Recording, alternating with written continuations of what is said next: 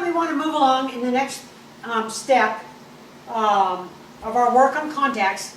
And the one thing I have to make sure that I stress is what I am doing is showing you a method that yes, you can get good solid contacts without missing a contact, but my biggest stress is that you teach your dog how to use their body correctly, so that while you are competing, while you are running, while you are not incurring faults while you run, you are also doing what you can to keep your dog sound. So one thing, it's our responsibility to teach your dogs sometimes how to use their body when we're asking them to do unnatural events. You know, the big things are, you know, contacts and weed pulls are not natural, you know, behaviors for a dog. You know, our dog is not going to go running down a hill and then stop at the very bottom. They're going to keep right on going. So we're teaching them an unnatural behavior. Same with weaving. You know, it's not something that they are going to do repetitively in a real environment. So it becomes our responsibility to investigate how do we get these animals to do it and keep them as sound as possible, and teaching them how to use their body in ways that they are not going to know naturally how to do it, because it's not something that they would do. So we're going to go ahead and move on to the next step now on how we go and why, you know, this mark bucket is so incredibly critical when it comes to teaching them how to use their body correctly. I've been doing this for 30 years in sport and dog agility, and nothing replaces what a mark bucket is. And it took me a long time to get it solid. I wanted to fight it too, because, you know, I didn't want to have to use something and then wean them off it and all that kind of stuff. But my bottom line is there is nothing that replaces the teaching of physical use of their body like a mark bucket does. So I'm pretty solid. So those of you that are going along with me, you need to do your mark bucket training or we're not going to get very far, because that is the crux of how we teach this dog to use their body correctly. And remember from the previous lessons, everything your dog does as far as using their body when they're coming to a halt or collecting, even coming over a jump, you know, it's very easy to see that one half their body is going to create the collection process and one half their body is going to, you know, lift over that jump. So it's very obvious that you want the dog on their rear so it frees up the front end to lift.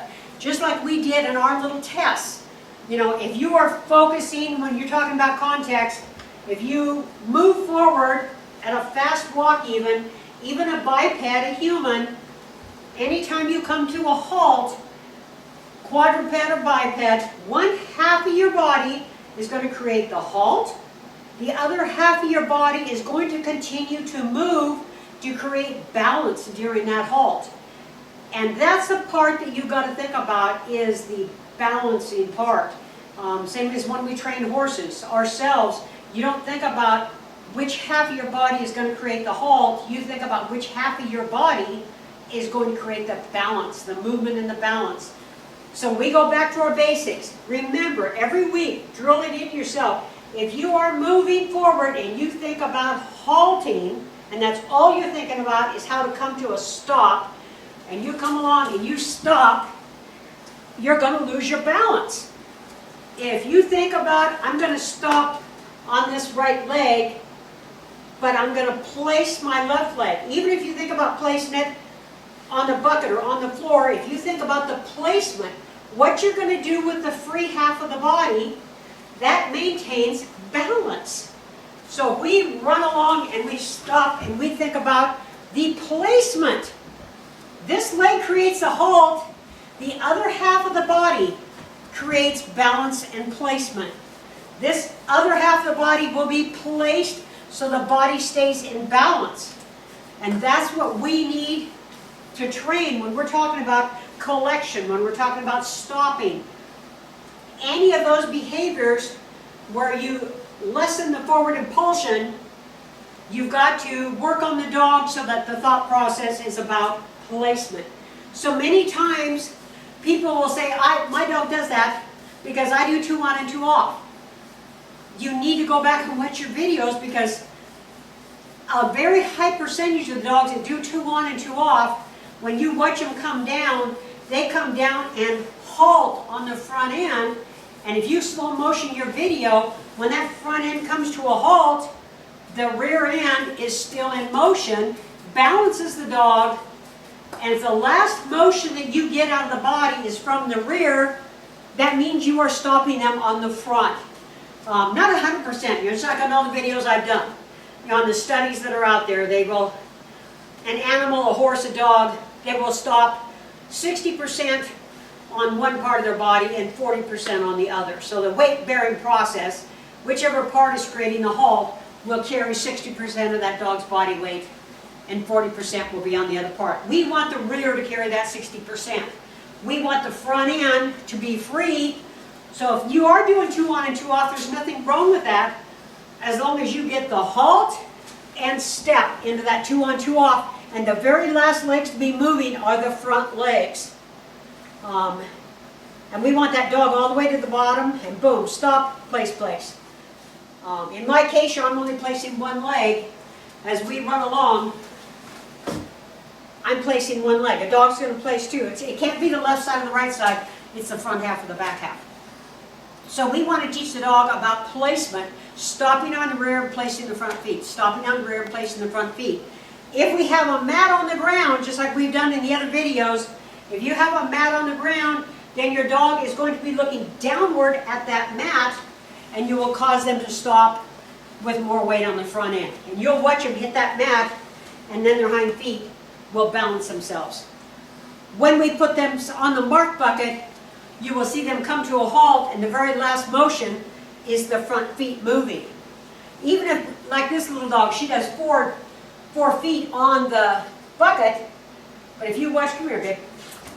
I'm going to move it back and we're getting her off of this stuff. Come on. She likes her mark. Back. Good girl. Good. She gets on it, and she's always on it with 4 paws, but because of the training we've done, if you watch her, she gets on it, and then she will place her front feet. And that's the last body part to be moving. Okay? Go, Mark. Good. Perfect. Go, Mark.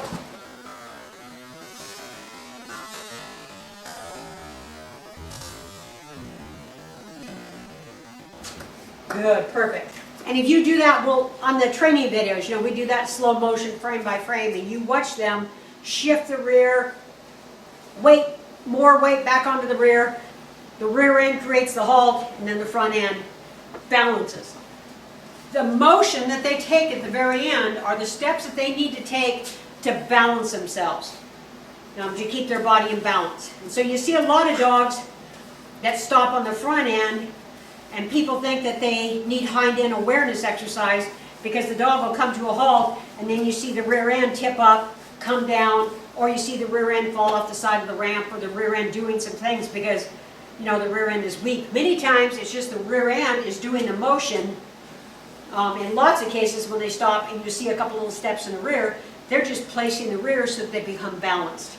And that is a natural behavior for them to halt on one end and use the other end of the body, just like us, to create balance so that we don't tip over and we don't fall down. Good job, girlfriend. Okay, so we're going to talk now about how to move on to that next step so we know for sure how the dog is using their body and that they're using their body correctly.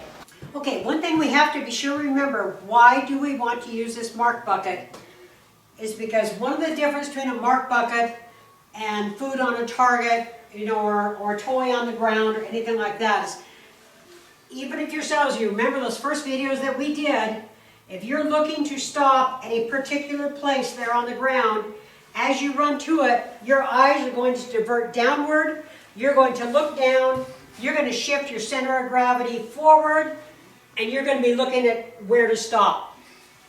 When we do this mark bucket, even a human, if I tell you to run to that mark bucket without even thinking about it, as you come to it, when you get here, you will automatically shift your weight back on, so your weight now shifts to the rear, and that allows that leg to free up, lift, and be placed on. There's no way that you're going to run up here with your weight towards the front and think about putting your foot up on that bucket.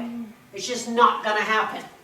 So even if you think about being a quadruped, as you think about lifting to put a foot up on that bucket, that automatically shifts the rear weight back onto the rear, rounds out down that rear end, and frees up the front end to be able to lift up onto the bucket.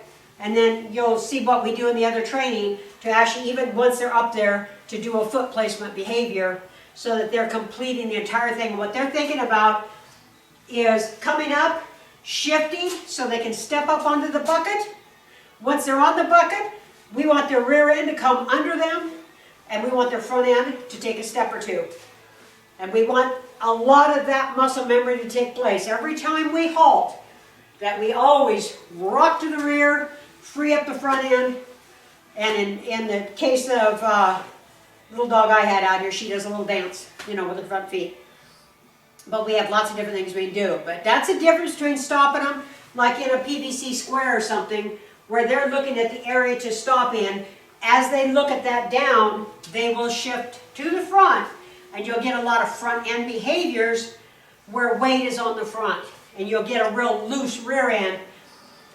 If you look at some of those previous videos I did of dogs stopping in a PVC box, and you see them run into the PVC box, and after they're in it, you see the rear end balancing them, and sometimes the hind foot is outside the PVC box. But the last body part to move is the half of the body that is carrying the least amount of weight. So you want the last part of the body. Even sometimes people will teach rear legs on the ramp, and there's nothing wrong with that, as long as you realize in the process they may come down and stop on the rear. You still want some little behavior that the last thing that the dog knows they need to do is a front foot behavior. Even if you're focusing on the rear feet being on the ramp, they still have to do a little front foot behavior so that you know that they have freed up the front end for that last behavior. Okay, so that's the difference between having the rag with food on it, or putting a toy on the ground and having them stop, or in a PVC box. I used to use, I myself, no doubt about it, years ago, I used to put food on a plate at the bottom of the contact. But I was thinking about getting a good contact zone so I could qualify, and the more I watched dogs doing that behavior, the more I realized, from the world of horses, you would never stop a horse like that by targeting their nose to the ground. And I started watching what was going on with dogs' bodies and went, this is just so wrong. And then I started, well, what can we do? And then really started looking at the mechanics. And that's what this is all about, is just not one method's better than another method, or this will get you more cues, or this will get you a faster qualifying run so you can beat somebody else. None of that is important to me. All that's important to me is body mechanics. Is your dog using their body correctly? If they are, I don't care what method you use, anything you want to use that's working and your dog's using their body correctly, it's a fantastic method for you. If your dog needs a little bit of work on that, or you're starting a young dog, well, start them right out with using their body correctly, and then you don't have to worry. The cues come. And my focus is not a qualifying score. My focus is a sound dog that uses their body in a way that is best for their body, that uses themselves in a manner that's going to keep them sound. Okay? Thanks.